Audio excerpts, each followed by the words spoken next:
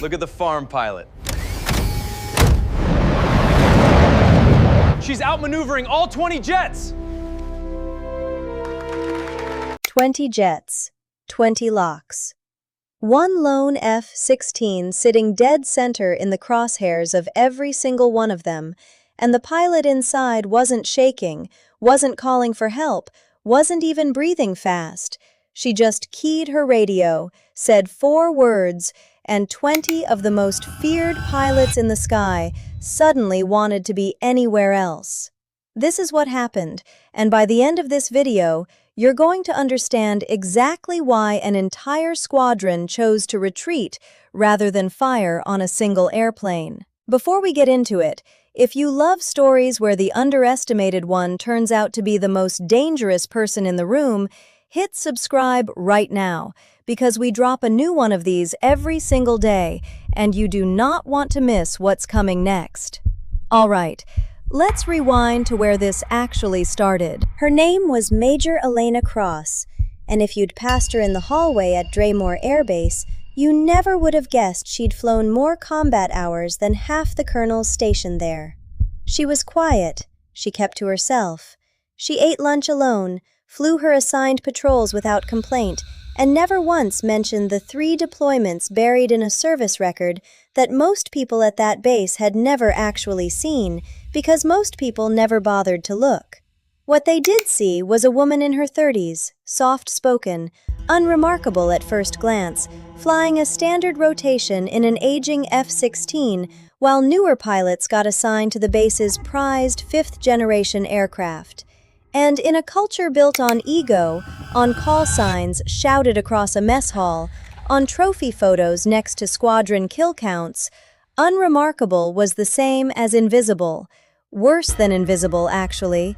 It made her a target for exactly the kind of condescension that fighter pilots specialize in. Captain Rourke Hale ran that condescension like it was his personal duty.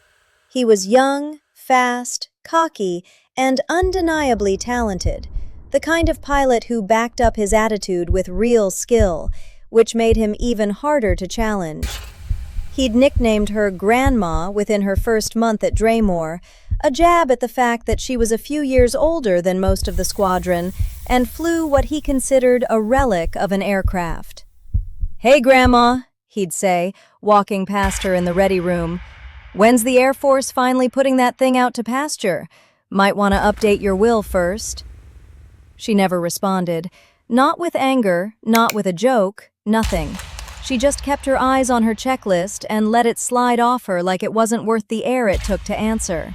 Some of the other pilots found her silence strange. Rourke found it satisfying, like proof he'd won something. What nobody at that base knew, what nobody had bothered to check, because checking would have meant treating her like she mattered, was that 6 years earlier, in a conflict most of them had only read about in briefing summaries, a call sign had gone out over an open channel that caused an entire hostile formation to break off an engagement mid-fight. Not because they were beaten, because they recognized exactly who they were up against, and every one of them understood in that instant that continuing meant losing everything. That call sign was Widow 6. Nobody at Draymoor Air Base had ever heard that name spoken out loud. Not yet. The exercise that changed everything was supposed to be routine. A large-scale red flag simulation designed to test a defending flight against overwhelming numbers. Draymoor was hosting a joint training exercise with 2 visiting squadrons, and the scenario was brutal by design. One lone interceptor, flying alone, tasked with holding a defensive position against a simulated enemy formation of 20 aircraft. It was meant to be a lesson in humility, a demonstration of just how impossible the odds become when you're outnumbered 20-1. Command wanted junior pilots to feel that pressure firsthand. When the roster went up, Rourke laughed out loud in the ready room. "They're putting Grandma on the lone interceptor role. That's not training, that's a mercy killing. She's gonna last 4 minutes." Nobody argued with him. A few pilots even placed quiet bets on exactly how fast she'd be shot down in the simulation. Elena said nothing when she saw her name on the board. She simply went to the locker room, suited up with the same unhurried calm she brought to everything, and walked out to her F-16 without a word to anyone. Rourke was flying lead on the attacking formation that day, 20 aircraft under his direction, split into 4 groups of 5 approaching from multiple angles. It was, on paper, an unwinnable position for the lone defender. That was the entire point of the exercise.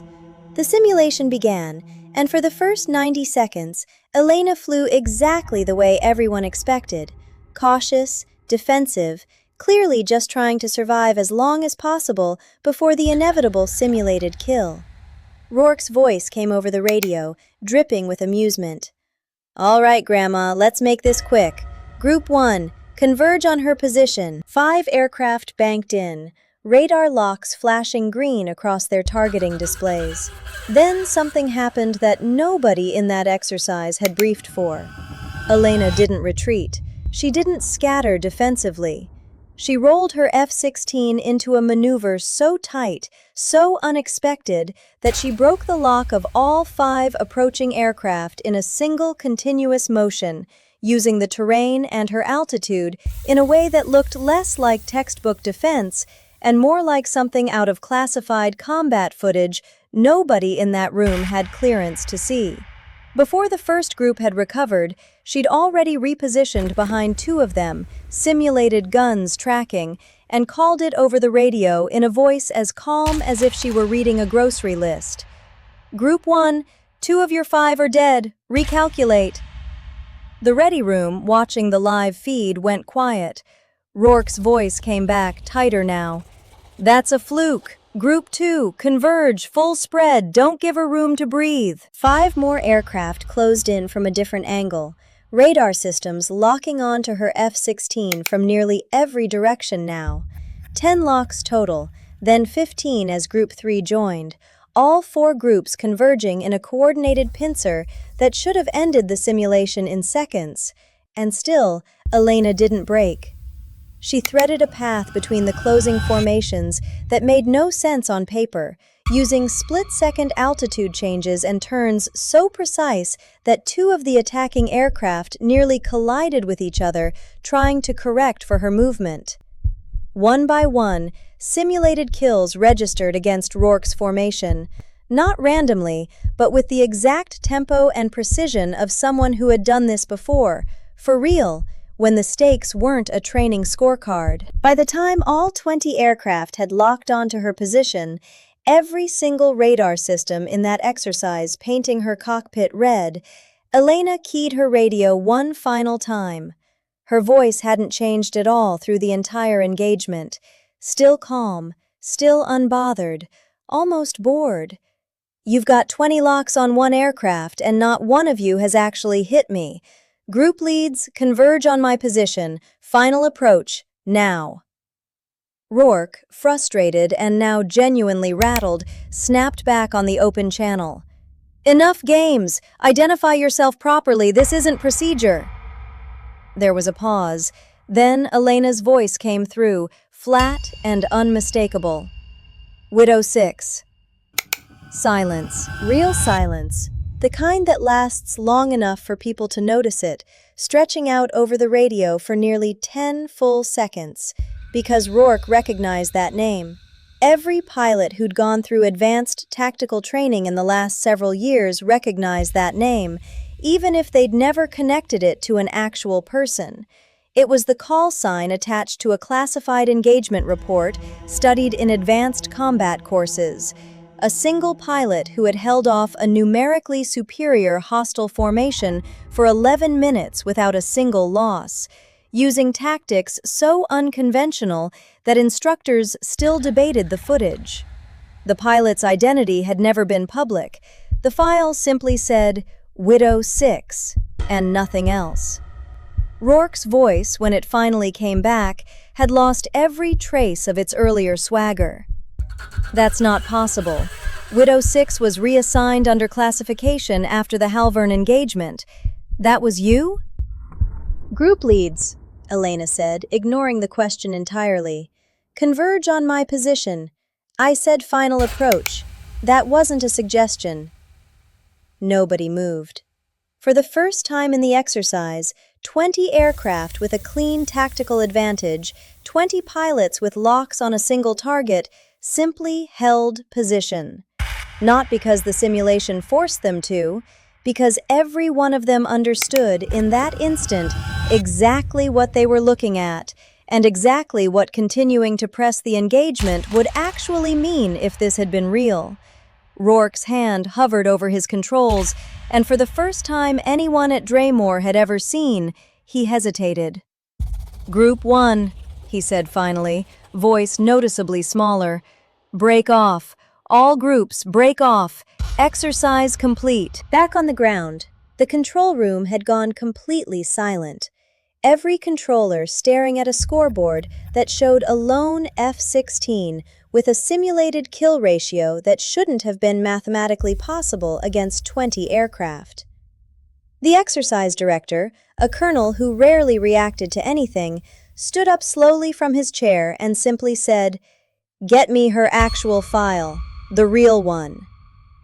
When the 21 aircraft landed and taxied back to the flight line, nobody was laughing anymore.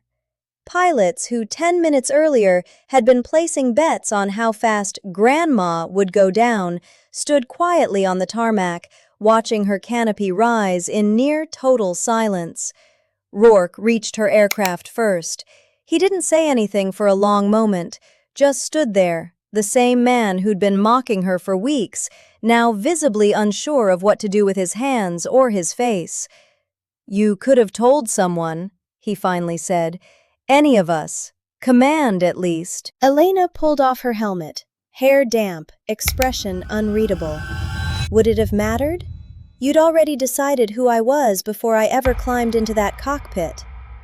He didn't have an answer for that, because there wasn't one. Later that evening, in a private debrief, the full picture came out.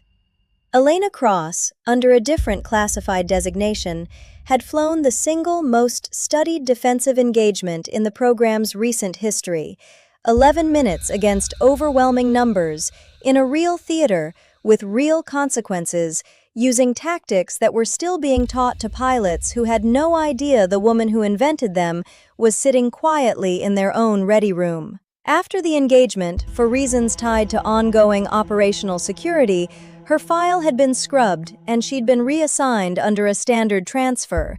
No explanation given, no recognition offered. She'd simply absorbed weeks of ridicule at Draymore without correcting anyone, because she'd been ordered not to, and because, in her own words, some things aren't worth arguing about with someone who's already made up his mind. Word spread through the base by the next morning the way these things always do, not through any announcement, but hangar conversation by hangar conversation, until every pilot at Draymore knew exactly who had been flying quietly among them for months. Rourke sought her out personally the next day, no audience, no cameras, and apologized without excuses. "I judged you before I ever gave you a real chance to be anything else," he said. "If you'll have me, I'd like to actually learn from you, starting now." Elena considered him for a long moment, the way she considered everything without rushing. Then she nodded once. 0600 tomorrow. We'll start with the maneuver that broke your first group's lock. Don't be late." 6 months later, Major Elena Cross was leading tactical training for every incoming pilot at Draymore Air Base, teaching maneuvers that, until recently, had existed only in a classified file nobody could attach to a name. Nobody calls her Grandma anymore. Now, when new pilots arrive and ask about the quiet instructor with the old model F-16 parked in the corner hangar, the story they hear isn't about an outdated aircraft. It's about the day 20 jets locked onto her and every single one of them chose to retreat. If this story hit you the way it hit us telling it, do us a favor and hit that subscribe button right now, because we've got another one just like it going up tomorrow, and you are not going to want to miss it. And before you go, I want to know what you actually think.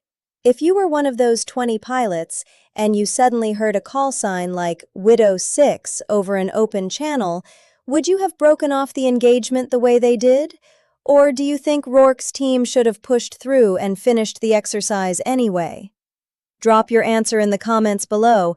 I read every single one, and I'll be replying to my favorites. Thanks for watching. We'll see you in the next one.